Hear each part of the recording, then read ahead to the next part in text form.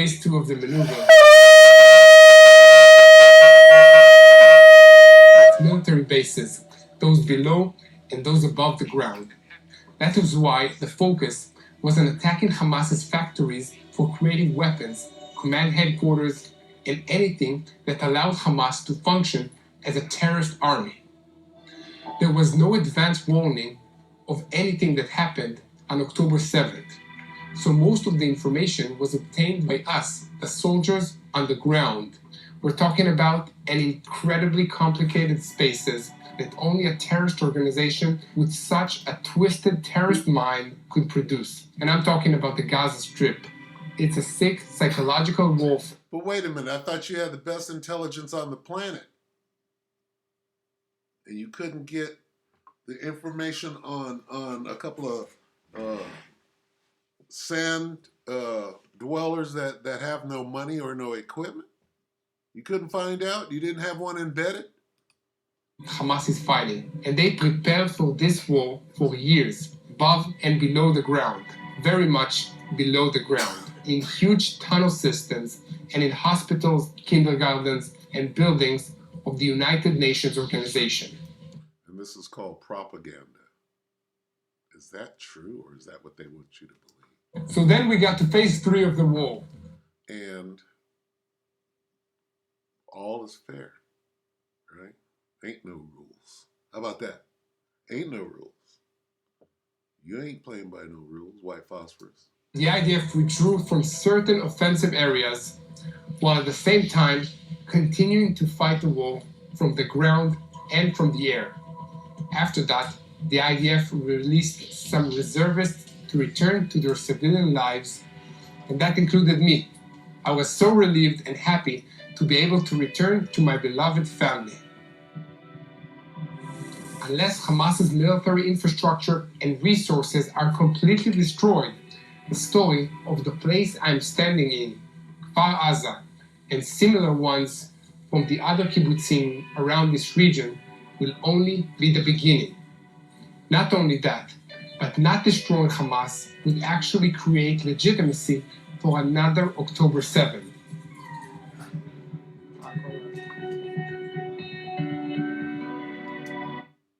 Looks pretty bad. You fighting over that? That's what you fighting for right there? That's the kingdom of heaven right there? Is that it? Shalom. Call halal Yahweh Shemel Shabbat Shemakakadash. Double honor to the elder apostles and elder bishops of GMM, including the elders that came before them that taught us this truth. And shalom and salutations to all the brothers out pushing the word in truth and in sincerity. The Aqua to listen and learn and being a pillar of rest. The 144,000 and 1/3, the hopeful elect of Israel. My brother Yahshua back with a World War III daily update. And there you have it. They're fighting over land that doesn't belong to either one of them. Because if the Israelites were taken back home to their land by Yahushua, there should be no more war, right? Right? Beat your swords into pruning hooks, right? So simple. Swords into plowshares. Yeah? Let's see what this says. Shouldn't they be farming over there?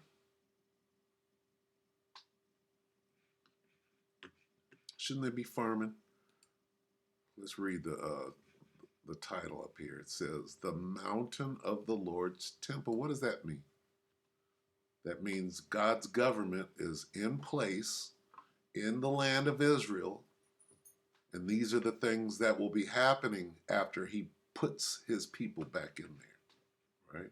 Let's see if any of this is happening. Micah 4:1. But in the last days it shall come to pass that the mountain of the house of the Lord shall be established in the top of the mountains. What does that mean? This is talking about the kingdom of heaven, and the government people shall flow unto. Do we see that right now? No, we see war. Okay? And many nations shall come and say, Let us go up to the mountain of the Lord and to the house of God, of the God of Jacob, and he will teach us of his ways, and we will walk in his paths. For the law shall go forth of Zion, and the word of the Lord from Jerusalem. Is any of this going on right now? No. They're trying to figure out how to clean that place of those people and get them out of there. They're not acquiescing and bending and doing the will of Yahweh Shem Yahushai. No, there's World War III going on right now. So this can't be, whoever's there can't be them, right? Because this goes back to Isaiah 14. We're not looking at Isaiah 14. Here's the point, Micah 4:3. And he shall judge among many people and rebuke strong nations afar off, and they shall beat their swords into plowshares. That means, let's take these weapons. We don't need them no more, right? Sword is a weapon, and you're going to make it into a gardening tool because we got to eat now. We got to feed these people, get them back on their feet. We're working on the kingdom of heaven here. We don't see this. We see we need more money for more swords, right? And their spears into pruning hooks. Nation shall not lift up a sword against nation, neither shall they learn war anymore. Is that what we see here? No. It's not what we see. Okay? We're supposed to see this.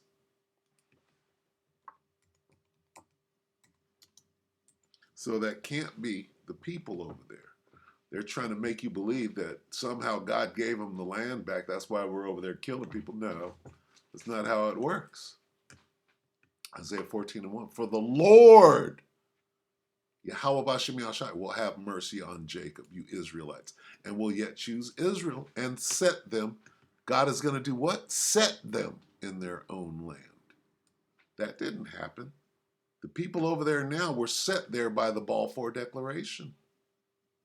The Most High didn't have mercy. If he had mercy on them and set them in their own land, why are they over there fighting a war? Why are they being attacked? This is not what we're reading right now.